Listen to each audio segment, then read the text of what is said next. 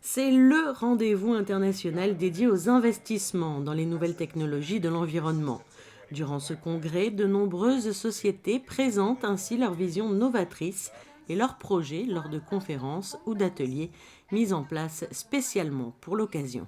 C'est très intéressant parce qu'il faut quand même savoir que pendant ces 2 jours de congrès, depuis 8 ans, nous rencontrons entre 30 et 50 porteurs de projets donc dans tous les domaines des clean tech. Donc ça passe des systèmes de désalinisation, des systèmes de fonctionnement électrique, de traitement des déchets. Donc c'est intéressant pour 2 raisons. La première, c'est que ça peut intéresser la principauté de Monaco. Tous ces porteurs de projets sont très inventifs, brillants et tous leurs projets vont dans le sens de protection de l'environnement. Et la deuxième, c'est que quand même notre rôle à la Chambre de développement économique, c'est de les inciter à s'installer en principauté de Monaco et de grossir encore un peu plus ce pôle d'excellence en matière de clean tech. Un congrès qui rassemble donc de nombreuses sociétés novatrices et respectueuses de l'environnement. La société monégasque Hepburn Biocare, spécialisée dans les produits techniques et hôteliers sans phosphate, sans chlore et complètement biodégradable, a marqué également ce congrès par sa présence. J'avais toujours un rêve de faire quelque chose pour l'environnement.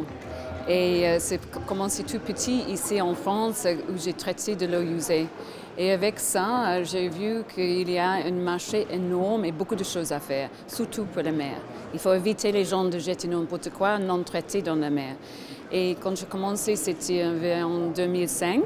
Et maintenant, en 2015, on travaille avec les plus grandes corporations du monde, Royal Caribbean, BP, Transocean, Carnival, toutes les sociétés qui veulent faire une différence. Et nous, on traite tous les eaux usées, de l'eau de cuisine, sur le bateau avant qu'ils jettent dans la mer. Et on réduit le BOD et les solides, les TSS, par 90%. C'est incroyable.